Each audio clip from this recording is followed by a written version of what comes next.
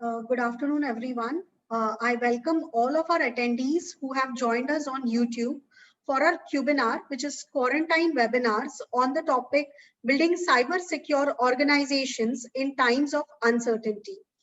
Well, a note to all the attendees on YouTube, we will be conducting a question and answer session towards the end of today's panel discussion. If you have any questions pertaining to the topic for our speakers, please use the chat box on YouTube, and on your behalf, I will direct those questions to specific speakers. You may alternatively also send us an email with your questions. Also, please subscribe to the Creating Values YouTube channel so that you can receive information about our upcoming webinars and other events.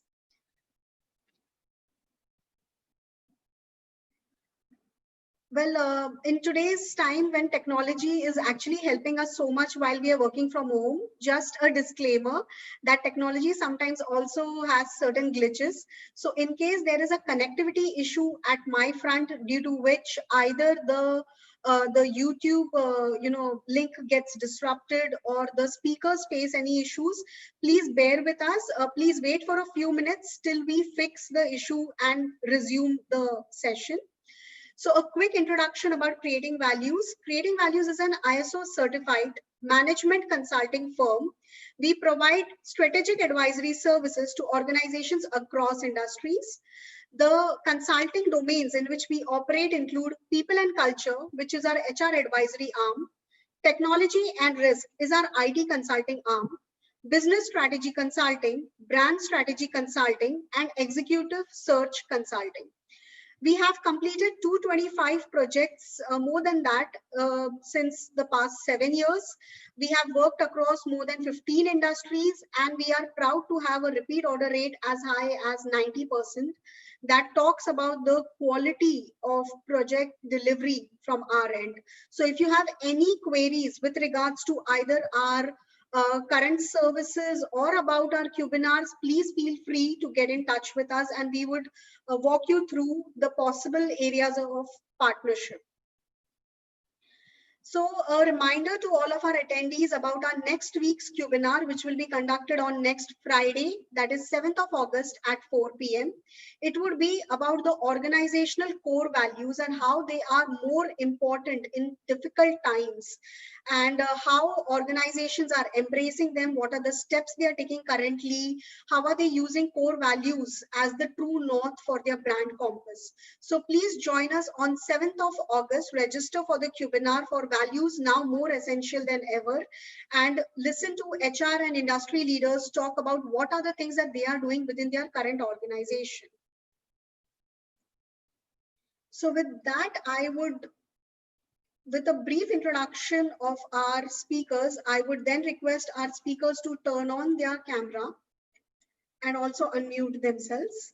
So first of all, I'm Sujata, the Associate Director at Creating Values. I welcome our esteemed speakers. Today's panel discussion is on the topic building cyber secure organizations in times of uncertainty.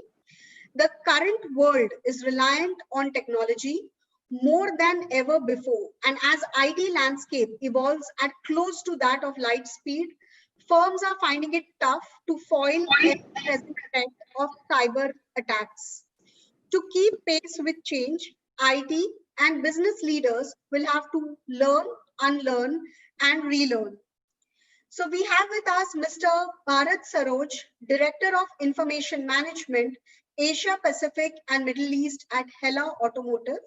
He has been associated with Hella since 2011. He has worked with many reputed organizations like Flack Group, Continental, GNA Group, to name a few. He has been the recipient of Next 100 CIO Award.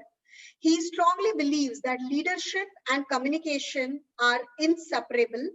You can't have one without the other. Very truly said, truly believed. Thank you for that. So our next speaker is Mr. Parna Ghosh, VP and Group CIO for Minda Group.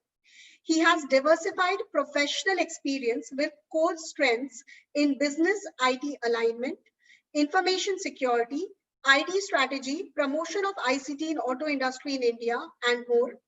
Prior to Minda Industries, he had worked with other companies such as CNH Industrial, Honda Motorcycle and Scooter India, Tata Autocom Systems, Merino Industries, etc.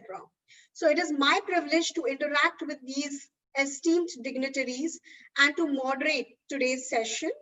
I will be directing some specific questions to our speakers. So the first question I will direct to Mr. Bharat, but I would also request Mr. Parna to turn on his camera. Thank you, Mr. Parna. So, Mr. Bharat, with a paradigm shift towards digitalized, integrated, and smart value chains, what can firms do to address on the cybersecurity risks that emerge? Sorry for that.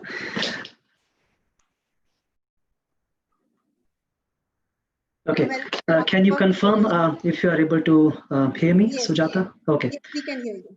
Thank you. First of all, Sujata, many thanks to you and Creating Values for giving me the chance to be part of this QBinar, quarantine webinar, this is how you name it.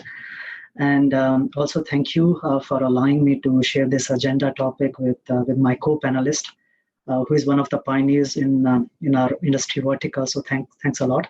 And hello, Mr. Ghosh, delighted to share the panel with you. So now coming to your question, Sujata, about how organizations shall address emerging threats due to technological disruption that has happened during last months or years. I think first of all, as an organization, we need to understand what is information security and what is cyber security, because quite often, we get mixed up with these two analogies.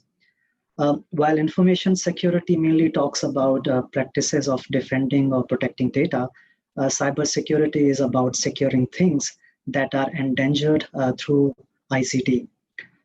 Information security is to protect data of an individual, a product, a process, or business data in any form. So in information security, we mainly talk about four fundamental aspects. I abbreviate it always CIAA. So C stands for confidentiality of data, I stands for integrity of data, A stands for availability of data, and fourth is authenticity of data. On the other hand, when we talk about cybersecurity, it also considers that where data is stored and what technologies are used to secure that data. Cybersecurity is designed to protect from attacks, damages, or unauthorized access to data. Yeah. So from an organization perspective, I can share experiences or practices that we have been adopted during last years in the area of cybersecurity space. But having said that, different industries and companies might have their own set of requirements and practices, and therefore adoption might vary from one to another. Well, I come from an automotive components manufacturing industry, which is, always a tempting target for such cyber threats. And I'm sure my co-panelist, Mr. Ghosh, would also agree that many of our production systems in manufacturing plants are perceived to be weak by design or not meeting security standards when they are online. And we always have threats of ransomware, spear phishing attacks, these malicious emails or phone calls that we get, cyber espionage, which is stealing confidential recipes of our products, making any online service unavailable, this DDoS, and many other several threats. So a few years ago, we at HELA set up a dedicated information security office that work very closely with IT technical teams. This department is, of course, led by dedicated professional CISO and his team. And this department is responsible for putting up right practices and processes in place, including compliance, be it ISO, IATF, German VDA, TISAX, or GDPR, and so on. And to address these cyber threats topic during last years, I think somewhere in 2016-17, we introduced a cybersecurity program, CSP, to address various aspects of cyber threats. And under this program, over 100 security controls were introduced, in our organization worldwide to secure, the whole ecosystem.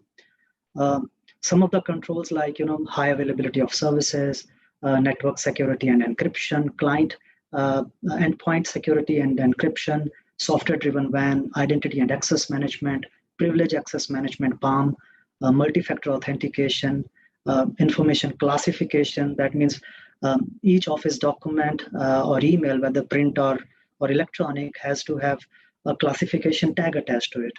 Business partner onboarding and several others controls were introduced. And over these years, we have keep on refreshing our controls or keep on updating or making changes as and when needed. So to conclude my remarks, Sujata, on your question, my impression is that companies in India are now becoming aware of importance of securing their business from cyber risks. And also, we can see that more and more professionals are now making their career and contribution in this space. But at the same time, I also feel that there are still some great spots wherein some efforts can still be put in. For example, cybersecurity shall not be perceived as a topic for IT professionals only. Rather, it shall have a management buy-in.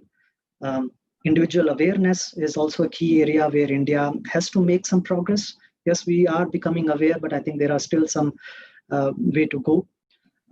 And for sure, cybersecurity are gonna get impacted with these ongoing geopolitical issues with our neighboring countries, which we cannot directly influence, but for sure we can make ourselves ready for the risks or threats that future will bring to all of us.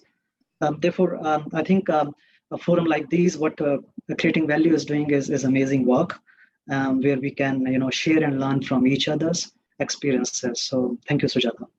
Thank you so much, Mr. Bharat. In fact, rightly said, when it comes to security, either information security or cyber security, it is not the sole responsibility of IT within any organization. You need to have management buy-in, you need to have user awareness, and this is an ongoing process. It is never a destination, it's always a journey.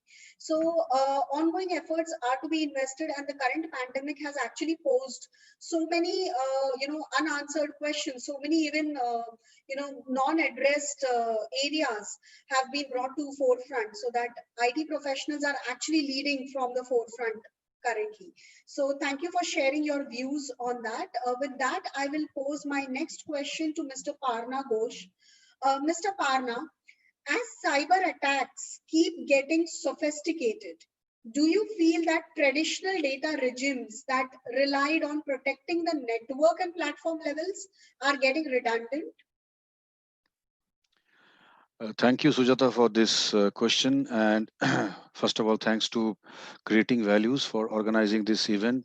It's an apt time to conduct this kind of sessions, because cybersecurity is not only the focus of management, or I'll say the IT teams. Also, it's a great focus from Government of India itself, looking at what Mr. Bharat just shared about the geopolitical issues as such.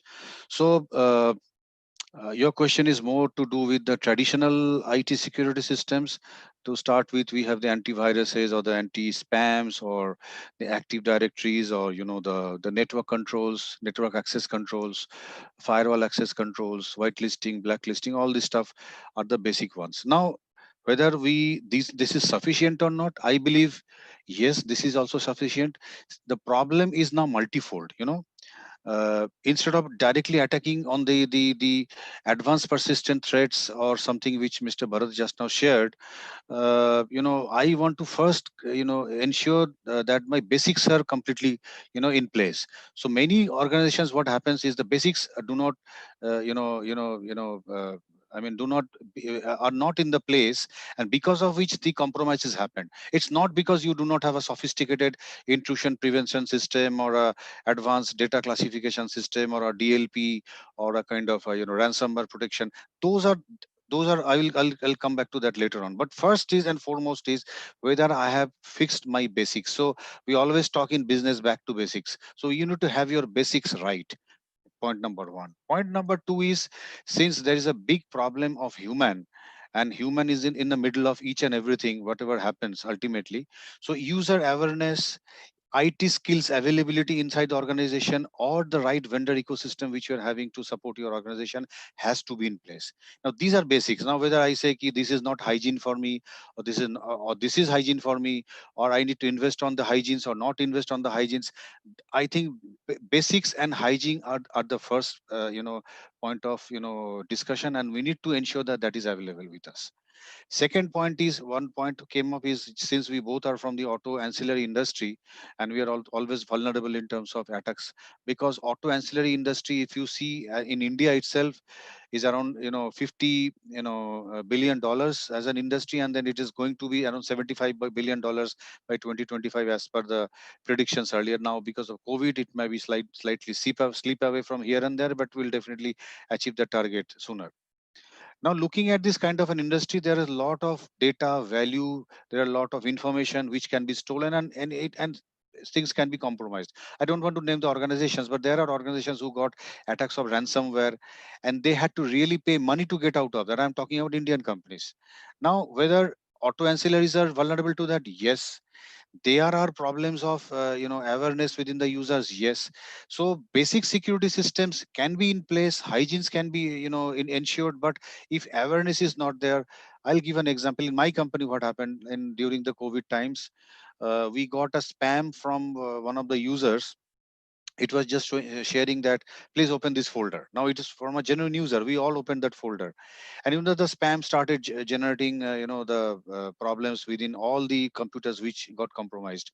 What it was doing, it was just deleting your inbox mails, and it was not doing a big problem with your system. It was just deleting and putting all the mails in the deleted folders. Then we cleaned up all the systems, we had to quarantine all these systems, and so we had double quarantine. One quarantine is within COVID, and second was our system quarantine. So both quarantine we were there. Almost 15 days we had to struggle with all these things. So point is, now a user shared some folder, and inside the folder it was a 300 something, I don't remember, some pages of PDF document, but the PDF document was infected, and that actually created the havoc. Now who will come to know that? User may say, oh sorry sir, I don't know this document was getting infected, or it was creating havoc.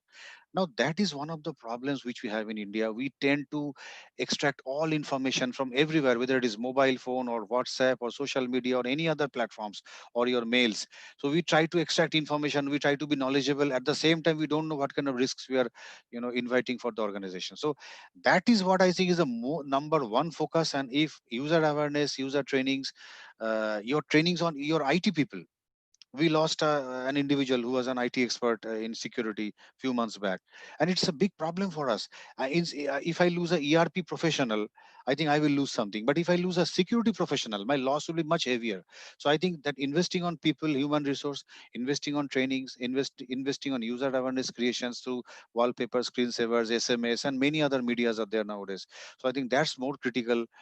Sophisticated systems will be there. There will be curing for all this stuff, but I think that's the fundamental, I believe, for every organization today, because I am also part of the ACMA IT committee and the digital committee. I'm part of the CII CDT committee. So we discuss these problems only. This is the biggest problem, the basic problem all small and medium enterprises are facing today. Large enterprises, I'm talking about enterprises like our kind of situation, still they're kind of some kind of I'll say mitigation gap, but mitigation program. But in case of the smaller organization, the problem is much more, and which is consisting 70 to 80% of our total ecosystem. Sure. Thank you, Mr. Parna. In fact, one of the nice, important points that he brought to the forefront was also that what if one of your crucial talent from the organization, just quits the organization? So we did have a similar discussion in one of our previous webinars, wherein we talked about succession planning and how the HR leaders talked about not doing succession planning just for leadership roles, but for crucial roles. That role could also be an entry-level role, but if that role has a brand impact or a financial impact or a security impact on your organization, then succession planning should be put into place. So that is one of the factors that actually even IT professionals can push from their front, and maybe one of the major areas wherein HR and IT can partner and work together. So, and another point that you touched upon was about human, the people awareness. Even Mr. Bharat had touched upon it. We do have a question pertaining to that. So let me first come to that question, and then we'll go back to our other ones that were planned. First I'll go to Mr. Bharat, and then we could come back to Mr. Parna. Some stats say that 90% of cybersecurity breaches are due to human error. What steps is your organization taking towards enhancing the level of user awareness across the respective firms? Okay. Well, Sujata, I cannot confirm these statistics, but for sure, several security outbreaks are due to lack of awareness or human negligence. See, no attack is coming from sky. This is human. There is a human mind behind, and yes, a majority of attacks are direct approaches, such as what Mr. Ghosh just mentioned about one email or one document that came via electronic communication. So they are targeting a particular individual, organization, or business where the message appears to be from a known source, requesting information which could be confidential, or asking for a financial transaction, and so on. So spam or a phishing email is primary tool for these attackers. Users' behavior over internet, whether private or business, is also an important area where individual has to be ethical and vigilant of his or her activities. Small things like use of USB sticks or external storage media without scanning it for any malicious virus inside. Or client machines not having proper or updated antivirus application installed, or use of pirated or free software without understanding the associated risk. There are several other areas as well where user awareness is very, very important to avoid such a security breach. Therefore, at HELA, under cybersecurity program, what I just mentioned before, one of the control was to improve visibility and awareness amongst employees towards security, privacy, and safeguarding of data, be it private or business data.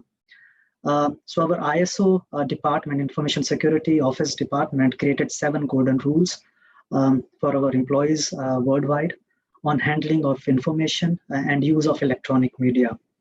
And this was well supported, what you just mentioned, by HR also. So we developed an in-house e-learning platform for newcomers for orientation, training of existing employees, and also refreshers. There are periodic refreshers where manager has to do an evaluation over the tool itself, how effective he or she think or see the behavior of his employee.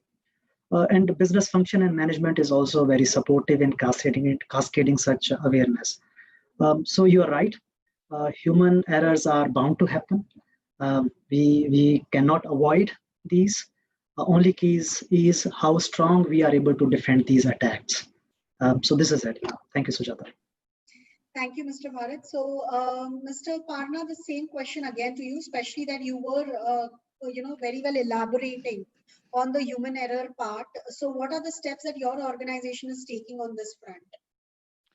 So, since we are basically Indian multinational, so like example, like HELA, it's a German multinational, and then they have a presence in India. In our case, it's just the other way around. What we have done is we have bifurcated all the initiatives into 3-4 areas. I'll just mention one by one.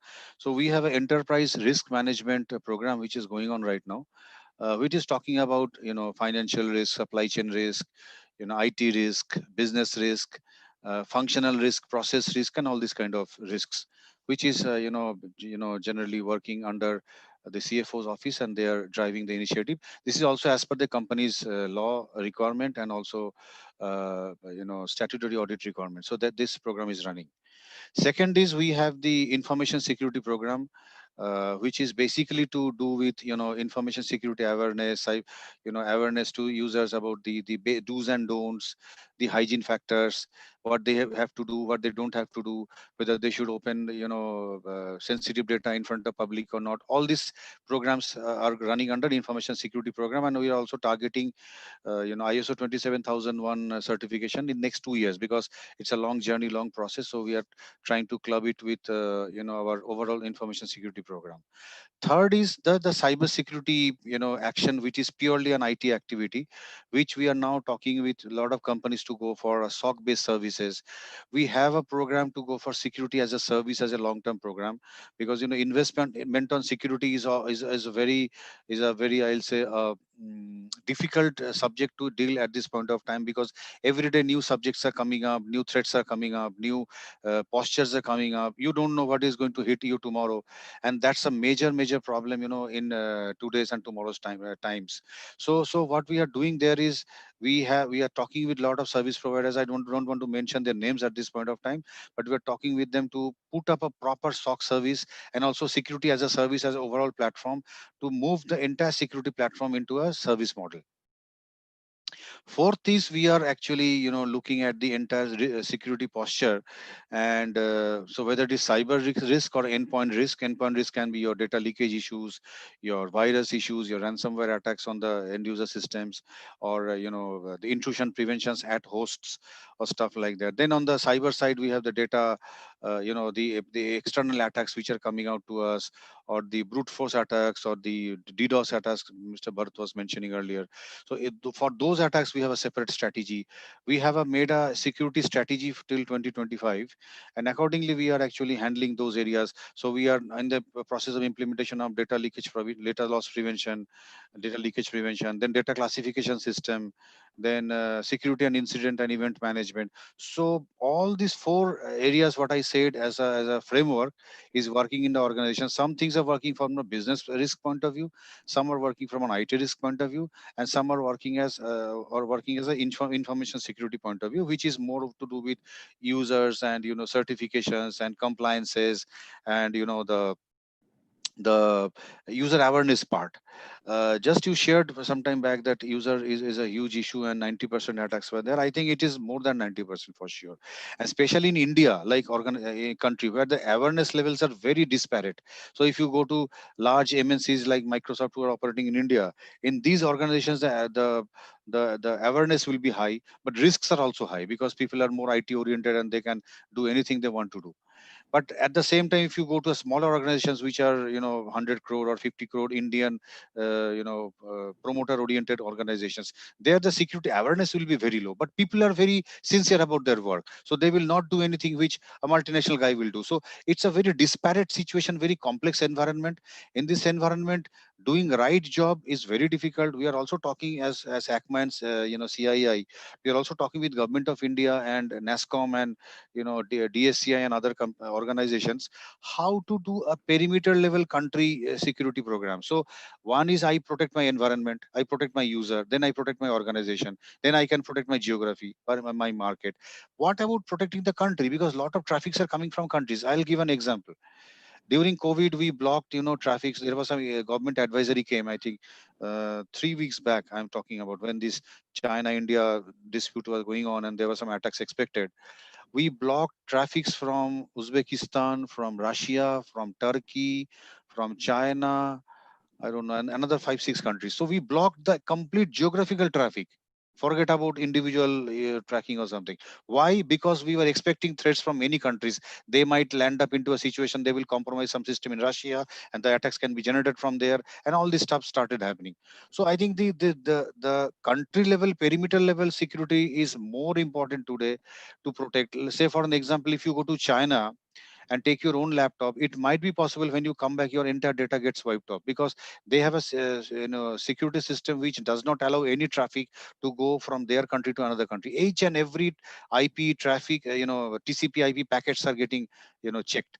same Russia is now going for, they are also going for a protective economy, a protective data security, and all this stuff. So the geographical or the entire geopolitical situation is changing very fast.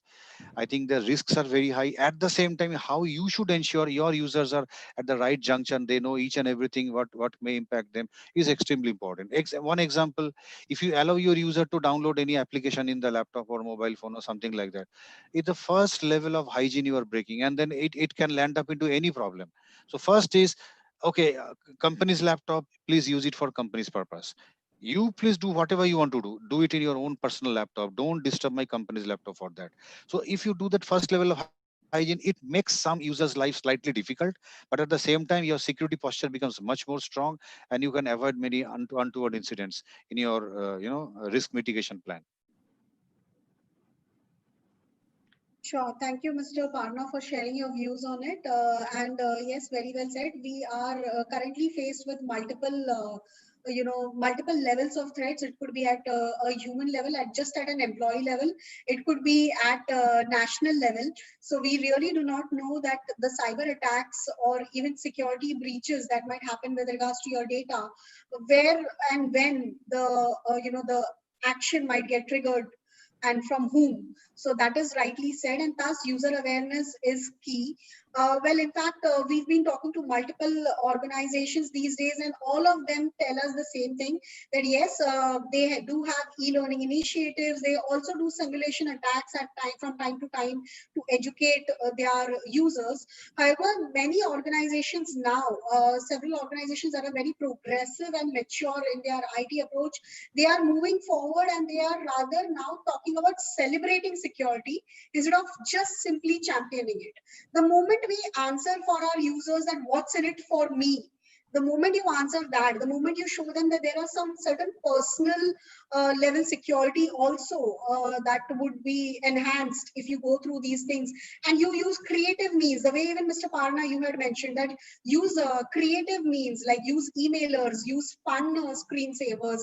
It doesn't necessarily need to be a classroom session for your user to be aware about what needs to be done. So organizations are now moving towards celebrating security through a month-long intervention, through some organization focusing it to a week. So it's very creative how even organizations are approaching it, and that is the right way to move forward, because times change. We also have to evolve our methods of how we engage with our users when it comes to security. So with that, I'll go back to my previous question, which was left because we went to our human error part. So I'll first go to Mr. Bharat again. Mr. Bharat, COVID-19 has brought to the forefront the clear distinction that security and risk management should be seen and treated differently. In your organization, how have you been able to implement independent strategies for this?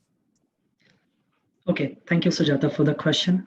From my point of view, post-COVID-19, the major change for organization is that they have accepted the new normal of home office, or work from home, or mobile office, whatever you call it. That means excluding manufacturing people who have to be physically available on the shop floors. For others, it is no more needed to be face-to-face. That means employees are expected to only deliver what they have been hired for. And I think last 4 months has taught all of us how to accept this new normal. But here is the major challenge for organization and cyber professional to safeguard and address security aspect. Because they need to ensure that all employees and business partners worldwide are still able to communicate, collaborate with everyone, and have faster access to all necessary information, anytime, anywhere, secure and reliable. See, we all have to understand that security breach in any organization is either threats from outside or threats from inside. Threats from inside could be, data thieves, then employees with the malefied intentions, or it could be unintentional too. But threats from outside are either organized attackers, hackers, or amateurs. Therefore, each of these require a different level of security solution in place, depending what the nature of business of an organization is. When I say organized attackers, of course, this is a sensitive topic because it deals with organized terrorist groups, organized criminals, cyber mercenaries, attackers working for one country or military, what Mr. Ghosh just hinted about. So what I can say for sure that Indian companies who were earlier a little reluctant or conservative towards cloud or internet-based solutions, they have very limited or no choice going forward. Yes, we at Hela, we were also not ready given the situations of sudden lockdowns in January, February in China, because that is my area of responsibility, followed by India, Europe, and Americas in March when lockdowns, started one after another. In our organization, there did exist a solution for remote work already, but the quantum and infra readiness was on the lower scale. But then together with our group CIO in Germany, all regional heads, IT heads, and functional heads, we created a IAM crisis board to plan and execute our initiatives. And then we addressed three major areas to ensure business continuity because we didn't want IT to be a roadblocker. First was creating secure and robust internal VPN gateways, sites or gateways in all regions, allowing client machines getting in from outside network. Second is strengthening our Citrix infrastructure for both company and private devices. And third, client hardware availability, encryption, and RSA infrastructure for two-factor authentication. Other areas, of course, communication platform, including, conferencing bridge. So these all things for communication and collaboration become very, very important as, days were passing by. And I can say that excluding initial few days, not weeks, we enabled all business users worldwide to work remotely. Thus, we're having a very, very less impact on business continuity. And the key area of control was that we had to do all these with utmost care without making any compromise to our security norms or practices. So ISO again, was working very closely with these technicians. But there is another big success story which for sure I would like to share. In Hela during COVID-19, we rolled out more than 30,000 Microsoft Teams clients worldwide, and that too in less than 2 weeks' time. And it has been more than 2.5 months now, and now digital platform is now well accepted. I think the utilization is increasing every day. So the utilization of telephone lines is now reducing less than 20%, and Teams is, collaboration is happening over Teams only. Yeah. Thank you, Sujata. Sure. Thank you, Mr. Bharat, for that. So, Mr. Parna, the same question to you, that COVID-19 has brought to the forefront a clear distinction that security and risk management should be seen and treated differently in your organization. How have you been able to implement different and independent strategies? No, I think I have answered this question before your question came, but I'll just repeat for the sake of understanding again. Maybe with more points this time, sir. Let's try my level best. Anyway, so actually this enterprise risk and risk management, there is a separate team working on that under the CFO's office, which is basically, we call it as risk and compliance office. So many companies also have a chief risk officer, chief compliance officer. We don't have a chief compliance officer at this point of time, but there is a head of risk and compliance who is working under CFO, and they are doing a complete, risk management in terms of the business risks. So we have defined risks in two-dimensional aspects. One is the risks which are functional in nature, and second, the risks which are processes in nature. So processes may be cutting across multiple functions, and functional risk, like example, IT risk, it's purely IT risk. It's nothing like example, my DR system fails, or my backup system fails, or my the SFS server is not responding on time. Whatever risks are there, cloud is not functioning, anything it can be, or it's a major ransomware attack. It is nothing to do with the process. It's purely an IT risk. So these kind of risks are defined, as functional risk, and there are process-oriented risks. Like example, supply chain risk. Now, supply chain risk is a risk which cuts across purchasing function, materials, then the finance, then quality, and many other functions are there. So we are looking at risk management completely from a different perspective. And example like Mr. Bharat was sharing, like the human resource risk is one of the risks identified. So for human resource risk, CHRO is responsible, but CHRO finally gives all its data points and everything to the risk and compliance office, and they collate everything and share it with the board of directors. So say for an example, work from home as a new norm, and then now everybody is working from home as a white collar. We just onboarded in 2 days for 4,000 people, and it worked very smoothly, very well. In fact, our service provider helped us in giving us 6 months of free IDs and stuff like that as a gesture, which also helped us a lot in rolling out this platform to everyone. So all this information was driven by, all the activities were driven by HR.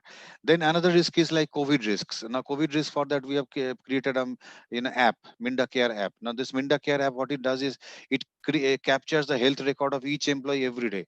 It's just like Arogya Setu. The only difference is Arogya Setu can do a contact tracing through this Bluetooth. We do not have that facility because we cannot keep health records as part of government regulation in our database. So we are just making sure the employee is doing a self health checkup, and they are uploading that information. We are also doing the contactless attendance through this app. We are doing information sharing through this app during COVID do's and don'ts, because in the factories, there are a lot of risks there with social distancing violation and stuff like that. So this kind of risks are handled by HR department. Then financial risks are handled by financial different teams. Treasury team is handling separately. The MIS and budgeting team is handling separately. The accounting and taxation team is handling separately. So like that, these financial risks are tracked. Supply chain risks are handled by the supply chain head. So I think these risks with what we are talking about it falls under the enterprise risk management framework. IT challenges or cyber threats are completely managed by IT departments. But yes, since it is also linked with your business strategy, so we obviously do updations to the the top management, the board of directors, what's going on, how much we are investing, where are we. Also, in companies law 2013, in the new act, it is also mentioned that you, for cyber security, you have to do a qualification every year in the balance sheet. Otherwise your board will not approve and the auditors will also not sign the balance sheet. So anyway, we have to showcase our cyber risks, and we have auditors, all the big fours are there who do our VAPTs and all these kind of tests which we do on a regular basis. One point I missed out in the beginning, we discussed about the succession planning. Now certain positions, certain functions, certain profiles, we cannot have succession planning. One example is cyber security expert. Tell me, can you do a succession planning for a cyber security expert? You can train your SAP module guy for learning cyber security? Not possible. You cannot have.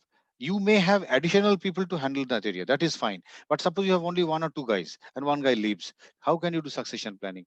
Because these skills are market driven, these are not legacy driven. You have a historical data, you can study that and do. Every day you need to innovate, every day you need to update your data. So many risk security and risk certification programs are there. You need to be qualifying to all those things. These kind of skills are purely market specific, forward looking, and not with legacy information. And I suppose a HR recruitment guy, he might have a succession planning because he can, or a SAP module leader for FICO or or SD, he can do that. But it cannot be done for cyber security. You need to have updated knowledge, latest technologies availability with latest knowledge of latest technologies, knowledge of latest threats which are coming up. What is government doing, what is the OEMs are doing, say for an example McAfee's and Sophos and all the other companies, what they are doing. You need to know many things, and which are very different and divergent in nature. It cannot be taught to us another person, because this question was also asked to me by my chairman himself. He asked, why don't you have a succession planning? I said, sir, it is not possible in specialized skills like cyber security. You cannot have a succession planning. Whom will you train and who will understand? That guy will not remember, because you need to have CCNA, CCSPs and CCIE, and I don't know, so many certifications you need to have. And then you need to know the recent trends which are going on in the market. It's a very different type of profile and different type of role. So I think I slightly diverted from your topic, but the point I just wanted to touch upon is because you shared this in the beginning, I thought I should also discuss this topic once. Thank you. Sure. Thank you, Mr. Parna. In fact, thank you for sharing that note, because then this brings us to the point that yes, maybe there are roles which might not have succession planning possible. So then you need to have redundancies. So that's the only way forward. So those are the areas and Or actually. can be outsourced, completely outsourced to someone. Like example, I don't know about Hela. Hela may be having outsourced to SAP to somebody of IBM or anybody in the country or somebody like that. I mean, then you don't need to build skills in your own, in your organization. Otherwise, you need to have the skills, and you are absolutely right, redundant skills in the organization. If one guy fails, that always you should have 1:1 balance. So if this guy fails and that guy is available, if that guy fails, this is available. If he leaves, another guy is there. But both leaves, you don't again you can land up into a problem. So the challenge is, I that's why we have taken this strategy of security as a service, because we have understood retention of skill is extremely difficult. And in a manufacturing company, why an IT security guy is going to stuck up with you? He will find out better careers in the market. He will have better careers with the IT companies or the cyber security companies. He will find better career opportunities. So it's better to outsource the complete security portfolio with just a governance model available with you. We know what is the program you need to run, what are the things you need to touch upon. You should take care of your business where you are capable of. The technical part you should outsource to the right guys, like creating values or somebody else. Thank you. Oh, thank you for that. And sir, I'll hold you for that. I'll get in touch with you parallel. But Sujata, allow me to add. I think in Hela, what strategy we have adopted over years, that we have distributed our teams in different regions, because we are presence in more than 37 countries and 120 locations, and we manage most of IT in-house. So what we did, that we placed our human resource in different regions, so that we can support our internal customers 24/7, follow the sun approach. So in our case, I think, and on top, we are quite standard in terms of our hardware or IT infrastructure or IT ecosystem, and it is always easy to create a balance, even if there is a lack of resource or resource crunch due to some other critical task. The other person in other region is always available, and then we always try to create a balance between these teams in different regions. And India being responsible for Asia Pacific and Middle East, we always have a handshake with Europe during afternoon hours, and the late evening hours we have a handshake with Americas in Mexico. So this is how we are safeguarding our attrition, or what Mr. Ghosh just talked about, a succession strategy. Yeah, thank you. Thank you, Mr. Bharat. And like it's right, one size fits all. That strategy cannot be applied anywhere and everywhere. So organizations have to understand their own, first of all, their own methodology of working. Are you an Indian multinational or a multinational which is based in India? So, and then have strategies around it. What are the core skills? What is your core business? What should be, in-house? What should be outsourced? And yes, governance is an important factor that organizations, and especially CIOs and CISOs, keep very close to their chest. They want to keep it, guided. And internally. So those are some of the things that IT professionals as well as IT leaders who might have joined us for the webinar today can take a note of, and try to understand that yes, these are kind of like, case study building times. It helps us to learn from each other. It helps us in understanding what has one organization done, and can either we adopt it in a similar fashion, change it, modify it to suit us better. So that's the way forward. So with that, I'm closer to my final question that I would pose to both the speakers, and then we will be moving to our question and answer session. So Mr. Parna, the question first to you, and then we will move to Mr. Bharat. Mr. Parna, how do you see the roles of CIOs and CISOs evolving post-COVID era? I think it's a very good question and pertinent to all the people who are inside the career. Although there are a lot of challenges going on right now, in terms of job losses or salary cuts, and all these stresses are going on in the entire industry. It's not about our industry; it's about all industries. The same situation is going on. But I think the advantage is, like example, this time, at least the IT folks were able to prove that the fast transition to the digital platform was very smooth, very efficient, thanks to all the telecom providers and the platform providers, whether it is Microsoft or Zoom or anybody else.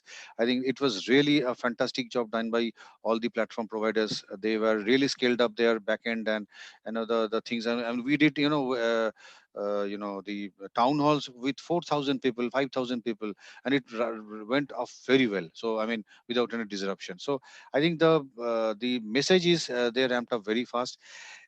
Digital disruption is going to be the new normal, and nobody is going to challenge you for sure. Okay, there will be some minor hiccups in the beginning for the budgets and stuff like that, but yes, on a longer run, people have understood about the power of digital and they will be investing, and the boards are also very much interested to do the investments, and this is going to be the new normal, whether we reach $75 billion in 2025 or something like that as an industry, but we'll definitely have bigger budgets. From risk and cyber and risk and other things are concerned, I think still there is a gap between what we understand and perceive the value of cybersecurity and what board perceives. I think there is a gap because security and risk is some subjects which the top leadership do not understand very well, because most of the subjects are very redundant, I will say not very interesting in nature, or they don't actually relate to the business very well in terms of explanations, and things are very jargonistic, and you don't understand the meaning of DLP and DCS and all these CM and all these things. So I think one important part is how to make your board approachable, how to make a white paper, how to make them understand what are the threats to them. I think that is one of the things which are missing today in terms of security. CISOs have a good career, but the only challenge is how to make sure that you make your board understand what is the importance of security and how they understand the value of IT security. Second thing is, as far as the CIOs are concerned, I think there's a transition going on in the industry and in the market, that CIOs are transitioning to the CDO roles, Chief Digital Officer roles, and I think this is bound to happen. Chief Digital Officer will obviously be a business role, so because that is going to generate revenue, that is going to drive revenue for the organization. Obviously, digital services are not simply just to digitize the things, it is more digitalize the things. And when you do digitalization, you actually ensure new revenue channels, new cost reduction streams and stuff like that. I think that is going to be the transition. The future is really great.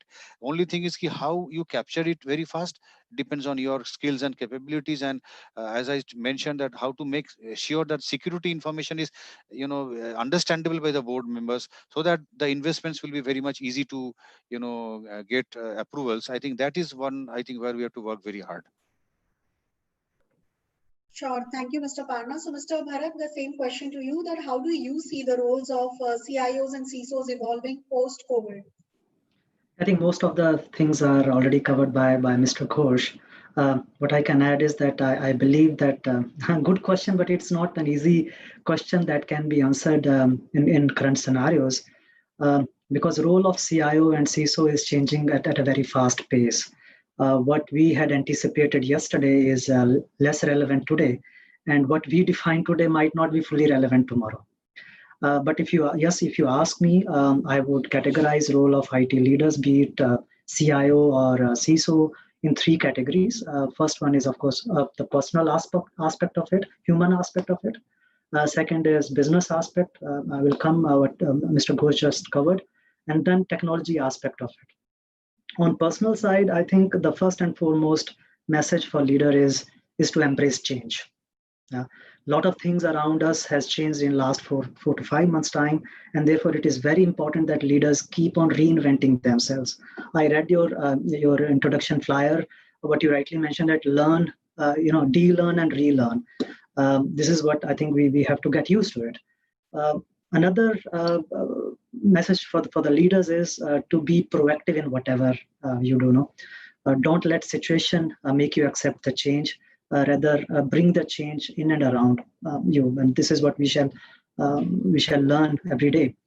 Another could be innovative, bring new ideas, make quick wins, don't wait for too long.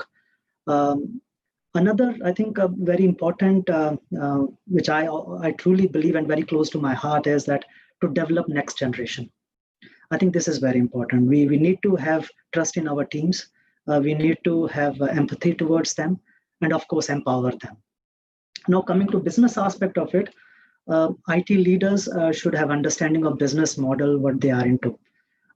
Top management, what Mr. Ghosh mentioned, they are always looking for technology partners or competent consultant in leadership role. I think they are not interested in core technology. We all drive cars, but how many times we have opened the bonnet of our car and seen what kind of engine, where the wires are going? Nobody bothers about that. I think we only were care that, okay, when I sit in my car, the car shall drive smooth, there should not be any hiccups and all those stuff. And post-COVID, I think business are now looking for long-term cost-saving potentials. Yeah, IT has always been looked at generating cost. Therefore, IT leaders shall have cost efficiency in their solution or proposed solutions. And last but not least, the technology aspect of it. I think topics which were of less priority before will gain attention going forward. Automation will be one of the key areas, be it RPA, machine learning, or advanced topics. Then a lot of things are put on hold, like e-invoicing, digital signatures. These things will come our way. This is a digital platform, DMS, and last but not least, for CIOs and CISO, I think due to this geopolitical situation, the leaders shall be ready for any technology switch within short period if it happens. So I think that's how I see role of CIO and CISO going forward. Sure. Thank you, Mr. Bharat. In fact, very important points touched upon here that, yes, maybe agility is one of the things that would drive the future path for CIOs and CISOs. And also, strengthening your second generation, that is your second line of command, empowering them, getting them upskilled, reskilled if required. So those are important areas, and being a true business partner so that, the senior leadership understands that technology is their business partner, their business driver, and not simply just not simply just a support function, and not driven by jargons, but rather they have a solid understanding of the business that you're in, and they are enabling your business. So these are some of the important points that CIOs and CISOs of today need to take a note of. So with that, we'll be soon moving to our question and answer session. Just a reminder to all of our attendees about our next week's webinar. One second, I think there has been Mr. Parna, Mr. Ghosh, Mr. Bharat, I hope, can you hear me? Yes, I can hear you, and I see the slide also. Okay, I don't know. Yes, I have certain notification that I've been signed out, so I really got worried that why am I signed out? Okay. Technology sometimes doesn't work, Sujata, but we are able to hear you. We don't see you on camera. But it did scare me right now. Anyways, so just a reminder to all of our attendees that next week on 7th of August, we would be having our webinar on values, and we'll be joined by HR leaders who will be talking about the importance of values. What is it that they are currently doing within their organization and planning for the future when it comes to core organizational values. So please join us for the same. And with that, we are moving to the question and answer session. In fact, we already have received a few. One of the questions we had received prior to today's webinar, and some others have flown in. So one by one, I will direct those questions to our speakers. So the first question is common to both the speakers. So I would first request Mr. Parna to answer it, and then we could move to Mr. Bharat. So Mr. Parna, what has been the biggest learning for you in managing secure IT landscape in the times of pandemic? The biggest challenge what we faced, Sujata, was one of that was the, I think I'll mention two. One was, sending the the workstations and desktops to user homes, and activating them with internet access, because in the shop floor generally we do not give access to internet for the desktops and workstations. But there we had to do that, and which created a big problem for us, around 350 plus desktops in various locations, because we have 69 locations, as you know, in India. So various locations we shipped out many, desktops and laptops to the users homes, and we had to activate internet there, which really created havoc for the IT team. Overnight they had to work and ensure all the security protocols are maintained, patches are updated, and all this stuff. Second was, we had to allow few of the laptops users to use their personal laptops. So there also what happened is, because of the sudden changes would happen and the lockdown happened, we were not able to rent out laptops on the market, and the entire renting business was in a very bad shape at that point of time. So we had to allow certain people's, with their personal laptops. So you have to ensure that the right security patches are implemented, the Active Directory is getting, addressed there, and all the other, antivirus patches are updated and stuff like that. I think these two were the major problems we faced. Apart from that, because we all worked very efficiently as work from home, we had to continuously track the data security, data loss events which were happening during this pandemic, because this was one of the most vulnerable times when people become frustrated, and a lot of the disruption in the market. Tend to hear negative news and all this stuff.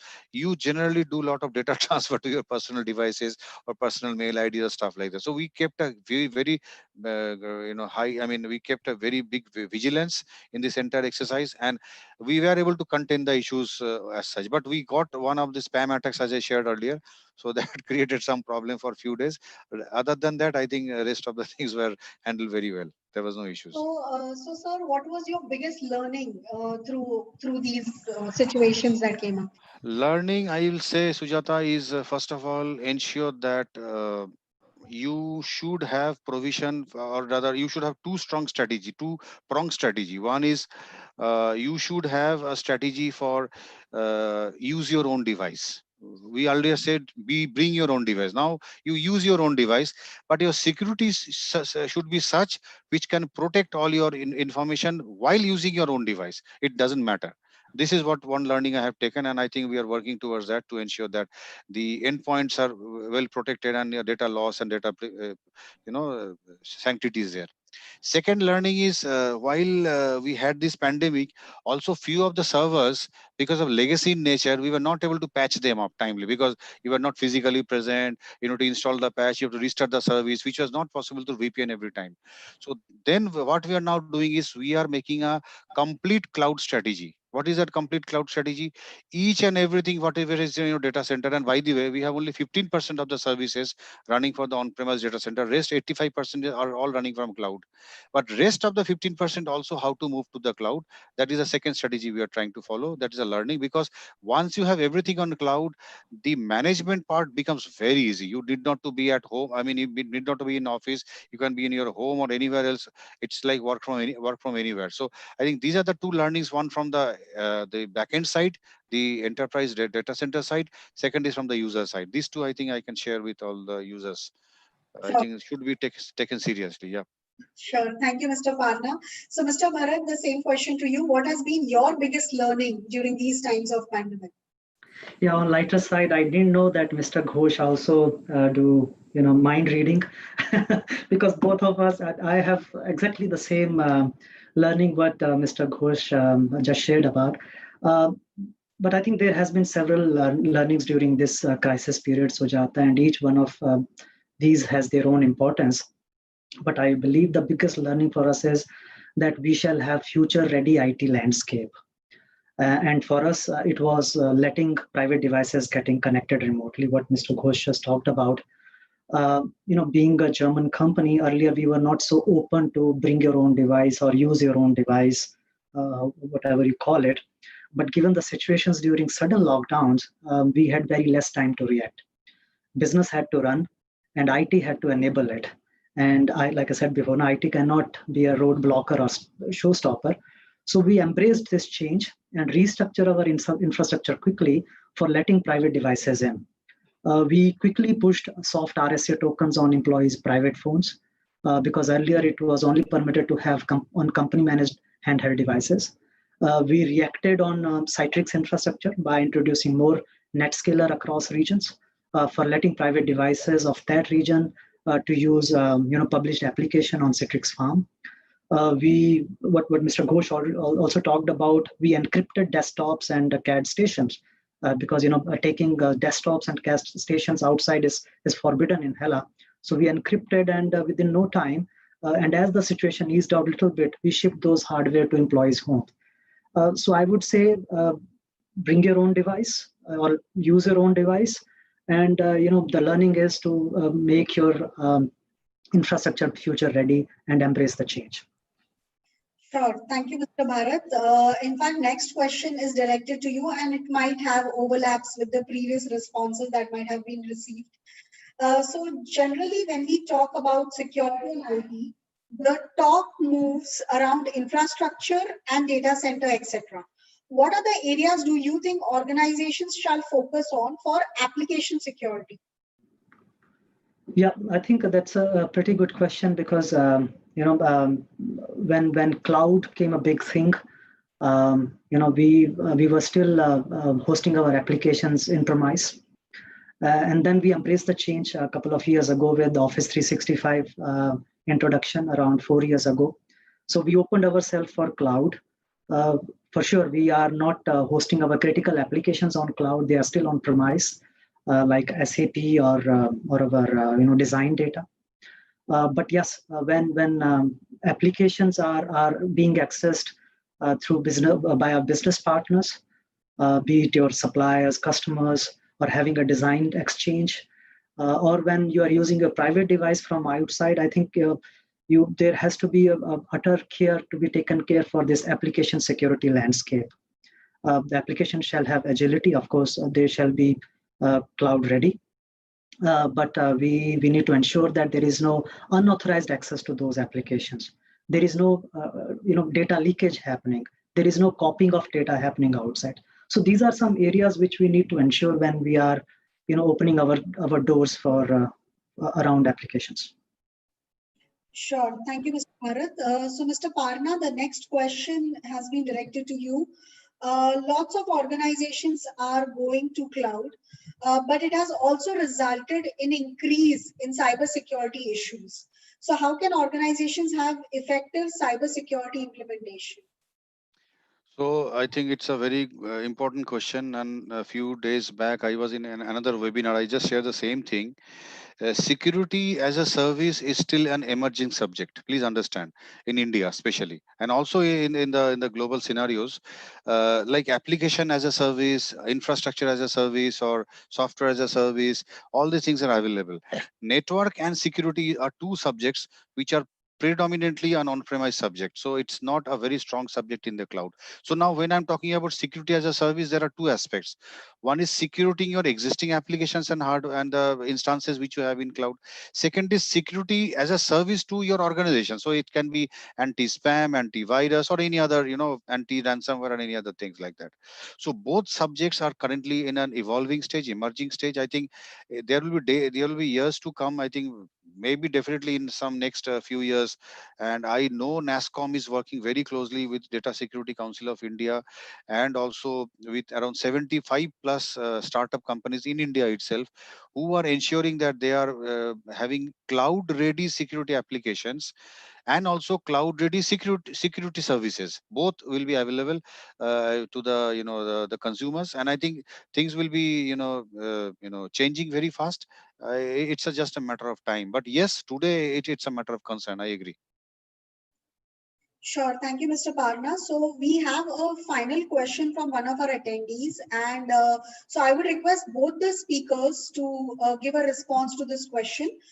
We could start with Mr. Parna and then we could conclude with Mr. Bharat. Mr. Parna, if organizations have to build a zero trust security architecture, what do you think shall be the key pillars of that architecture? See, these are all jargons. Let me tell you one thing very clearly. I again will start with my first dialogue, which I started is back to basics. I think we can talk about as advanced persistent threats, protection from there. Ransomware is now coming up very soon. Country, specific attacks or geopolitical attacks. Zero trust based attacks and stuff like that. I think those things are all jargons. First, please try to ensure that your basics are in place. I can guarantee you 99% organizations there, antivirus will not be properly patched. Active Directory, the group policies are not properly managed. Okay, third problem can be the hosts, the laptops or desktops, their Windows patch or the MS Office patch or any other patches are not up to date. I think let us first ensure that. Let me assure you one thing: all the OEMs ensure that their applications are actually protected from all the attacks. Whenever some new scenario changes are happening in the spectrum. So first, let us ensure the basics, back to basic, and the basics are in place. Once the basics are in place, then please make a security strategy and please start building the blocks one by one. Do not try jumping from ground floor to the fifth floor. You will fall down for sure. So the point is, please ensure that you build your first floor, then the second floor, then third floor. I think that is how the security landscape works. And at the same time, when you build your first, second, and third and fourth floor, you may need to also do some repairing on your first and second floor, because your first and second floor may also get some kind of security breach or some kind of attacks. So you need to always ensure your existing systems works fine, basics are in place, and then look at zero trust based attacks. I think those things are very sophisticated terms in nature, jargons and in nature, and then unnecessarily we get bogged down all these things, and we get study and get some information from the media and stuff like that. I think let's first ensure the basics are in place. I'll give an example. I don't want to mention the organization because their director general is a close friend of mine. There's an organization in India who looks at cyber security for the whole country. Okay, I think people will understand, but I don't want to name in the public forum. So their DG is my close friend, and now every time when we have any cyber threat or cyber risk or something, we have to inform them, and that's a process. Till now, I think we have sent them at least 100. I've registered 100 complaints. Not a single answer has come from them. Now, if you talk about zero trust based attacks or something like that, forget about that. We have basic problems like homograph attacks. I think I'm not discussing what is an homograph attack. It's a kind of a credential based access. I mean, Mr. Bharat was sharing in the beginning. Then there are wire transfer fraud attacks happened with us. Then ransomware also I mentioned. We also had some ransomware threat attacks in one of our Bangalore plants earlier, 2 years back. So we mentioned those things. We informed them, but there was no response. So the problem is the basics are currently not in place. I think whether it is government, enterprise, or an user, all three layers at the basics have to be in place first. Build the building blocks one by one, then you can reach the Mercedes level. I think if you start developing a Mercedes car in the beginning, you may fail. Start with the basic Marutis, and this will work very well in India. And then you start building gradually to become a Mercedes. I think that will make a better sense, in terms of security portfolio and security roadmap. Sure. Thank you, Mr. Parna. So, Mr. Bharat, I don't know if Mr. Parna has made it easy or made it difficult for you to answer this question, but still, I would direct this question once again. If organizations have to build a zero trust security architecture, what do you think shall be the key pillars of that architecture? No, I think experience speaks for itself. So what Mr. Ghosh talked about is definitely a true picture of Indian IT infrastructure in our organizations, several companies. But like I said in one of my answers before, that depends in what business model an organization is. Depends. If your current infrastructure can sustain this zero trust architecture, then go step by step, what Mr. Ghosh talked about. But if you're starting, if you are on a very initial stage or still struggling with small petty issues, I think then you define a strategy, and this strategy has to have a roadmap, a 1 to 2 years of roadmap. Small steps. Maybe go for, let's say, software-driven WAN, or you go for DLPs or other algorithm-based topics. So my recommendation would also be, depends what organization current infrastructure is, make an assessment of it. There are a lot of consulting companies in the market. I'm sure Creating Value is one of them, who can help your organization in making an assessment and then recommending an appropriate solution for your industry verticals. I think this is what I can say. I cannot talk much about on public forum about our organization being a listed company. But yes, we have some sort of solutions in place.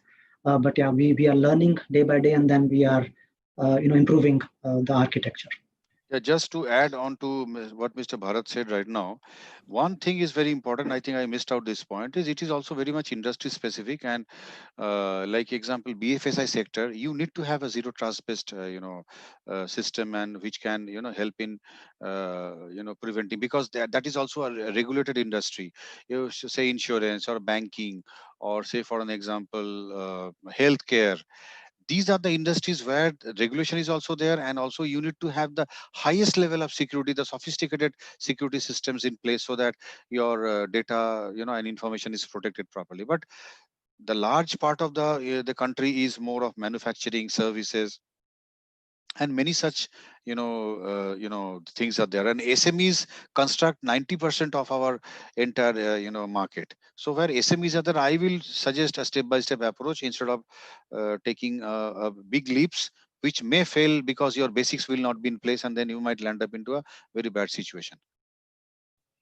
Sure. Thank you, Mr. Parna and Mr. Bharat, for sharing your views on the last question that was asked by our attendee. With that, we are closer to a wrap for today's panel discussion. What our panelists have said is something that all of our attendees need to make a note of. That have a thorough IT assessment, understand your own vulnerabilities, understand where you currently stand with regards to your IT landscape, your infrastructure, your security procedures, everything. And as per the assessment report, get a roadmap built for the next 2 years, 3 years, and accordingly take baby steps towards implementing that. First have your must-haves. And Mr. Parna also rightly said, your hygiene factors, your basic factors need to be addressed first. Only then can you move and have advanced structures in place. So these are some of the very simplistic yet very important factors that organizations and IT leaders need to be aware of and need to take a note of and take actions accordingly. So thank you, panelists, for sharing your views on that. So with that, we are, like I mentioned, we are closer to a wrap for today's panel discussion. I take this opportunity to thank all of our attendees who joined us on YouTube, who have been regular with us. Please do join us on 7th August as well to talk about values, to understand how values are helping organizations in current times and in times to come. And I also thank Mr. Bharat Saroj and Mr. Parna Ghosh for being a part of today's panel discussion, for sharing your views, your insights, your learnings, your observations, and giving everyone some food for thought going forward. So thank you so much, panelists, for joining us.